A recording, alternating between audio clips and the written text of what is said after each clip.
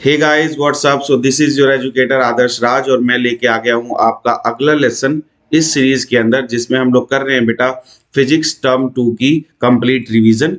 हमारी सीरीज का नाम है 35 इट मींस 35 डेज में the most 35 important topics of physics हम लोग रिवाइज करेंगे, ताकि हम टारगेट कर पाए 35 marks out of 35 in physics theory paper. ठीक है बेटे। तो अभी हम लोगों ने refraction through a glass slab देखा था लास्ट लेक्चर में। अब हम लोग आगे बढ़ते हैं। आज हम बात करेंगे रिफ्रैक्शन थ्रू अ प्रिज्म। ठीक है। तो हम प्रिज्म के थ्रू एक रिफ्रैक्शन कैसे होता है, क्या कंसेप्ट है, उसके बारे में सीखते हैं। तो देखिए बेटा, एबीसी आपका प्रिज्म है। यहाँ पे मैंने एक पीक्यू रे जो है, ये हमारी इंसिडेंट रे है, इसको इंसिडेंट कराया एबी जो इसकी सरफेस है। ठीक है। तो इसने इस सरफेस के नॉर्मल के साथ एक इंसिडेंस एंगल बना लिया आई। और ये रे जो है, क्योंकि हमारा जो प्रिज्म है वो ग्लास से बना होगा, तो ये एक डेंसर मटेरियल है। और रे जो आई है वो एक रेयरर मीडियम से आई है। तो इसको नॉर्मल से क्या करना पड़ा, बेंड करना पड़ा। किधर? नॉर्मल की तरफ बेंड करना पड़ा। तो अब ये जो रे पी क्यू जा रही थी, वो अब बन गई क्यू आर। ठीक है। और इसने नॉर्मल के साथ एक एंगल बना लिया आर वन।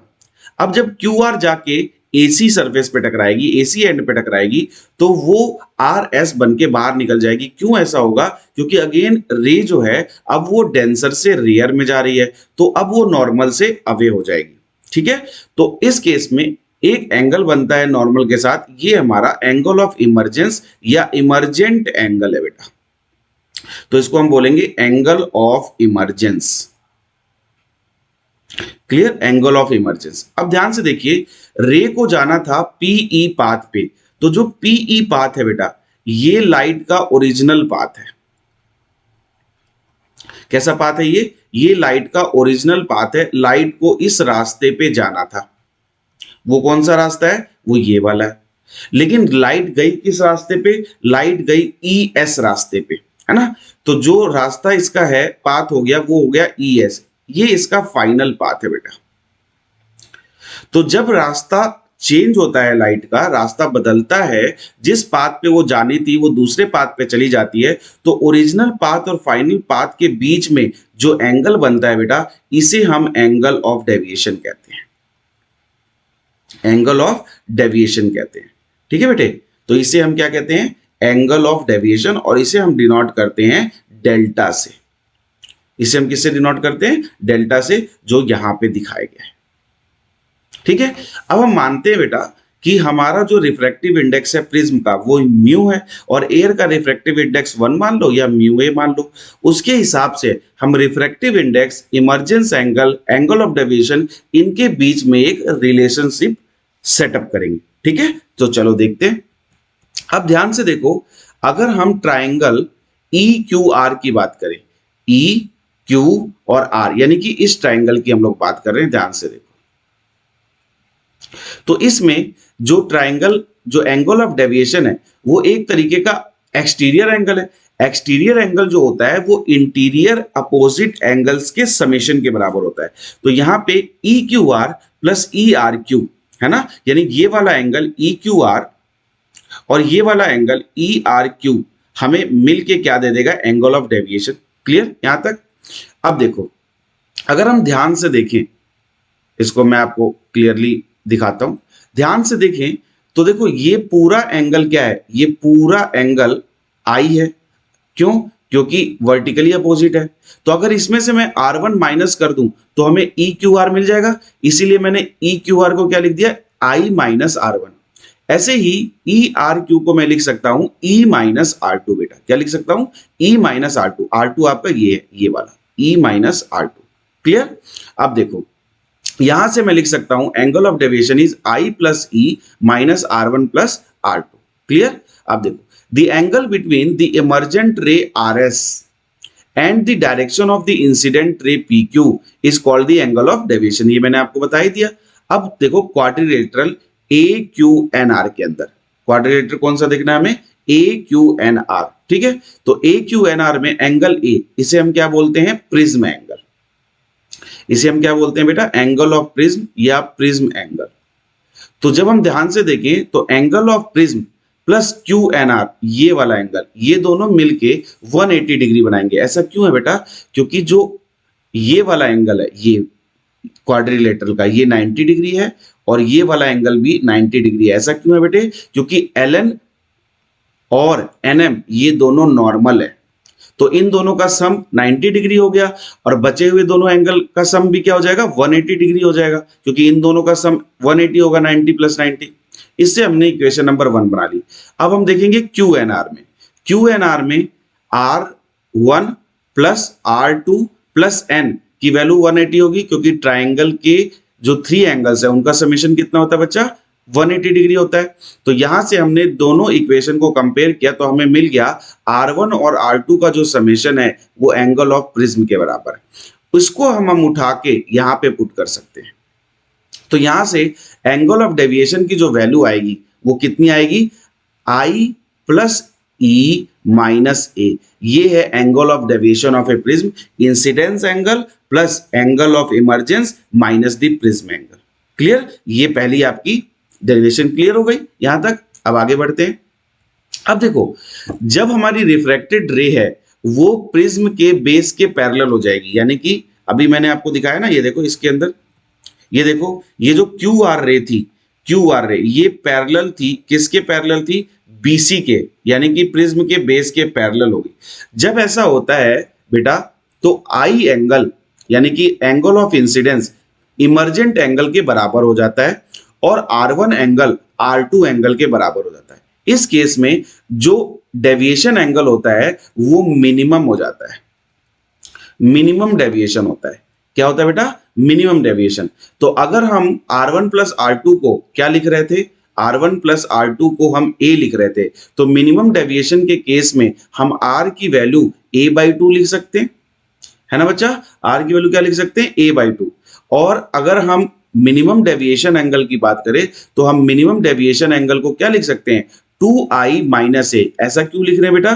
क्योंकि हमने देखा डेल्टा की वैल्यू हम क्या लिख सकते थे? i प्लस ई माइनस ए। अब हमारा i जो है वो e के बराबर हो गया है, इसलिए हम इसको 2i माइनस ए लिख सकते हैं।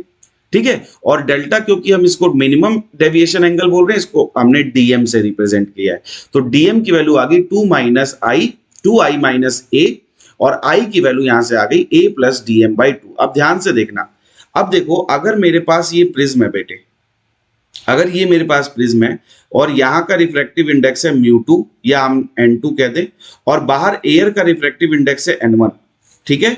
तो हम स्नेल्स लॉ कैसे लगाएंगे? मैंने आपको बताया था, μ1 sine i is equal to μ2 sine r, यानी कि हम sine i by sine r क्या लिख सकते हैं बेटा? μ2 बाई μ1 या n2 बाई n1 लिख सकते हैं ना। अब i की वैल्यू हम लोग कैलकुलेट कर सकते हैं, a प्लस dm/2 वो यहां रख देंगे, और हमने r की वैल्यू यहां पे कैलकुलेट कर ली है, वो हमने यहां पे रख दी। तो हमारे पास जो रिफ्रैक्टिव या हम कह सकते हैं रिलेटिव रिफ्रैक्टिव इंडेक्स आ गया 2 का विद रिस्पेक्ट टू 1, वो कितना आ गया बेटा? Sine a plus dm/2 upon में साइन a/2। ये आपकी 3 मार्क्स की डेरिवेशन आएगी। तो यहां से आपके 3 मार्क्स पक्के हो गए। ये आपकी 3 मार्क्स की डेरिवेशन आएगी पेपर के अंदर। क्लियर? यहां तक किसी को कोई डाउट है? ठीक है, वो कमेंट बॉक्स में कमेंट करें। अब देखो, यहां से हमने निकाल लिया कि जो हमारे पास रिफ्रैक्टिव इंडेक्स है वो रिफ्रैक्टिव इंडेक्स हम लोग लिख सकते हैं a plus dm/2 into a/2। क्यों लिख सकते हैं? क्योंकि अगर हमारे पास बहुत स्मॉल एंगल का प्रिज्म है तो हम साइन थीटा को सीधे थीटा लिख सकते हैं। साइन थीटा को क्या लिख सकते हैं बेटा? थीटा। तो यहां से हमारे पास बेटा स्मॉल एंगल प्रिज्म के लिए मिनिमम डेविएशन की जो वैल्यू आती है वो कितनी आ जाती है? n/1, यानी कि refractive index of 2 with respect to 1 minus 1 into A, या आप इसको सीधा लिख सकते हैं बेटा dm is equal to mu minus 1 into A. तो स्मॉल एंगल प्रिज्म के लिए जो हमारे पास वैल्यू होती है वो होती है dm mu minus 1 into A, mu minus 1 into A, जहां पे म्यू क्या है? म्यू है हमारे पास refractive index of the prism. क्या है बेटा? Refractive index of prism. A क्या है? Angle of prism.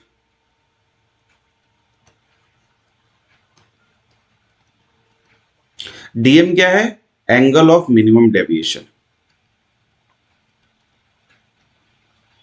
Angle of minimum deviation. ठीक है, यहां तक क्लियर है? आगे बढ़ जाते हैं, इसमें न्यूमेरिकल्स भी आते हैं। चलो अब ध्यान से देखो बेटा, अब हम लोग खींचते हैं एंगल ऑफ डेविएशन और इंसिडेंस एंगल के बीच में एक ग्राफ।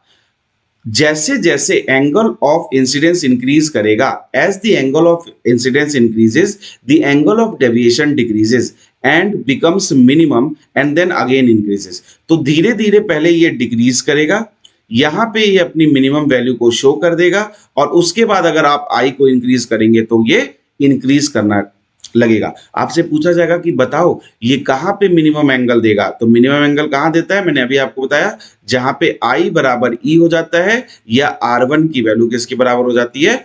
R2 के बराबर हो जाती है। ठीक है, ये इंपॉर्टेंट ग्राफ है, पेपर के लिए सीधा पूछा जा सकता है। So the minimum value of deviation is also called the minimum deviation angle, और हमने देख लिया minimum deviation angle refractive index के साथ रिलेटेड है। Mu is equal to sine A plus D M by 2 upon में साइन ए बाई 2। ठीक है, ये हमारे म्यू की वैल्यू। क्लियर बेटे, आगे बढ़े। चल, the angle between the emergent रे एंड द इंसिडेंट रे क्या कहते हैं? उसको बताओ, क्या कहते हैं? Angle of deviation. Now, as the angle of incident increases, the angle of deviation increases या decreases, remains same, first decreases then increases। तो पहले क्या करेगा? डिक्रीज करेगा, फिर इंक्रीज करेगा। देखो ग्राफ, ये देखो, पहले क्या किया? डिक्रीज किया और फिर इंक्रीज किया। तो ऐसे सीधा पूछा जा सकता है 1 मार्क्स में, 2 मार्क्स में। ठीक है, अब देखो, अब एक फिनोमेना आता है डिस्पर्जन। डिस्पर्जन क्या होता है बेटा? जब भी हम व्हाइट लाइट को प्रिज्म के ऊपर डालते हैं तो व्हाइट लाइट अपने अलग अलग कलर्स में 7 कंपोनेंट्स में डिवाइड हो जाती है, अलग अलग कलर दिखाई देते हैं। इस फिनोमेना को डिस्पर्जन कहा जाता है। ऐसा क्यों होता है? Because of the refractive index of the prism as well as different wavelength of the 7 colors। different wavelength of the 7 colors। 7 colors का जो वेवलेंथ है वो डिफरेंस होता है, यानी उसके उनके बीच का एक डिफरेंट वेवलेंथ होने की वजह से उनका जो पाथ लेंथ है वो डिफर कर जाता है। तो हुआ क्या है कि लैम्डा जो है वो डिफर कर जाता है। अगर लैम्डा डिफर करेगा तो वो सेम म्यू के लिए, अगर आपने रिफ्रैक्टिव इंडेक्स सेम रख दिया ग्लास का, तो म्यू सेम के लिए वो डिफरेंट पाथ कवर करेगा, डिफरेंट पाथ कवर करेगा। जब ये डिफरेंट पाथ कवर करेगा बेटा, तो सब लोग अलग अलग पाथ पे जाएंगे। अब हमें पता है कि जो लाइट का स्पेक्ट्रम बनता है वो क्या बनता है? विबग्योर बनता है।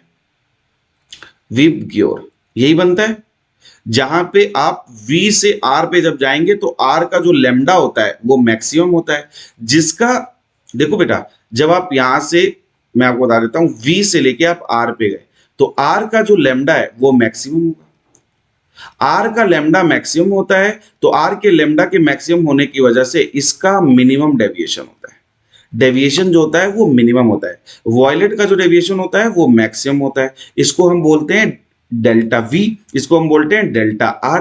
तो डेल्टा R जो है वो छोटा होता है डेल्टा V से, और इनके बीचों बीच हम येलो का जो है वो लेते हैं एंगल ऑफ डेविएशन। येलो का जो एंगल ऑफ डेविएशन बेटा, उसको हम एक एवरेज वैल्यू मानते हैं 7 कलर्स के लिए। क्लियर? 7 कलर्स के लिए एवरेज वैल्यू किस कलर के का मानते हैं? येलो कलर का मानते हैं। ठीक है, उससे हम लोग एक अलग चीज सीखते हैं। देखो ध्यान से, ये है हमारे पास एंगल ऑफ डेविएशन, तो रेड हमें यही मिल जा रहा है, तो ये हमारा हो गया angle of deviation for red. जबकि वॉयलेट हमें यहां पे मिल रहा है, तो वॉयलेट का एंगल ऑफ डेविएशन होगा ये होगा। ये रेड और वॉयलेट के बीच वाली लाइन जो होती है, इनके बीच में जो एंगल बनता है, इसको एंगुलर डिस्पर्जन कहते हैं। क्या बोलते हैं बेटा? Angular dispersion. तो जैसे रेड का ये पाथ हुआ और वॉयलेट का ये पाथ हुआ, तो रेड के पाथ और वॉयलेट के पाथ के बीच का जो एंगल है ये कहलाता है एंगुलर डिस्पर्जन। क्या कहलाता है? Angular dispersion. पेपर में पूछा जाएगा। तो एंगुलर डिस्पर्जन क्या हो गया? The difference in the angle of deviation of any pair of colour is called the angular dispersion. ठीक है, तो देखो डेविएशन हमने वॉयलेट का कितना लिया? Delta we. डेविएशन हमें येलो का कितना लिया? Delta Y. और रेड का कितना लिया? Delta R. ठीक है, वाई का हम लोग क्या मान के चलते हैं? एवरेज डेविएशन या मीन डेविएशन। क्या मान के चलते हैं? Mean deviation. तो देखो बेटा, for a small angle prism हमने क्या सीखा था कि डेल्टा की जो वैल्यू होती है क्या होती है? Mu minus 1 into A. तो हमने उसको रेड के लिए लिख दिया, वॉयलेट के लिए लिख दिया और येलो के लिए लिख दिया। ठीक है, तो एंगुलर डिस्पर्जन जो होता है बेटा वो क्या होता है? The difference between the dispersion या the difference between the angle of deviation between any two colours. तो हम यहाँ पे बेसिकली वॉयलेट कलर के लिए लेते हैं ये वॉयलेट का जो मिनिमम एंगल ऑफ डेविएशन है और रेड का जो मिनिमम एंगल ऑफ डेविएशन है, इन दोनों का जो डिफरेंस होगा वही हमारा क्या कहलाएगा बेटा? एंगुलर डिस्पर्जन कहलाएगा। क्या कहलाएगा? Angular dispersion. ठीक है, तो इसकी वैल्यू क्या जाती है? Mu V minus mu R into A, जहां पे म्यू वी क्या है? Refractive index for violet light and mu R क्या है? Refractive index for red light है। ठीक है, जब हमारे पास एंगुलर डिस्पर्जन आ जाता है तो हम उससे डिस्पर्सिव पावर निकालते हैं। क्या निकालते हैं? डिस्पर्सिव पावर या डिस्पर्जन पावर। सबसे क्वेश्चन आएगा पेपर के अंदर। तो डिस्पर्जन पावर क्या है? ये है dispersion power indicates the ability of the material of the prism to disperse the light. जितना अच्छा डिस्पर्जन पावर होगा उतना ही लाइट को डिस्पर्स ज्यादा करेगा। ठीक है, so it is the ability of the material of the prism to disperse the light. और कैसे डिफाइन करते हैं? It is defined as the ratio. It is defined as the ratio of angular dispersion to the mean deviation. Angular dispersion to the mean deviation. तो angular dispersion हमारे पास क्या निकाला था बेटा? अभी हमने निकाला था ना, mu V minus mu R into A. और mean deviation क्या होता है? mean deviation होता है delta we plus delta R by 2। ठीक है, यहां से हम इसका रेशो ले लेते हैं तो ये हमारे पास आती है डिस्पर्सिव पावर या power of dispersion या dispersion power, the ability of the material to disperse the white light. Is that okay? तो हमने क्या क्या सीखा? हमने सीखा प्रिज्म, फिर हमने सीखा प्रिज्म का रिफ्रैक्टिव इंडेक्स के साथ एंगल ऑफ डेविएशन का रिलेशन,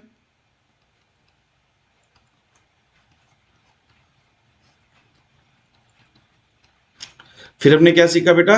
हमने सीखा डिस्पर्जन क्या होता है, फिर हमने क्या सीखा?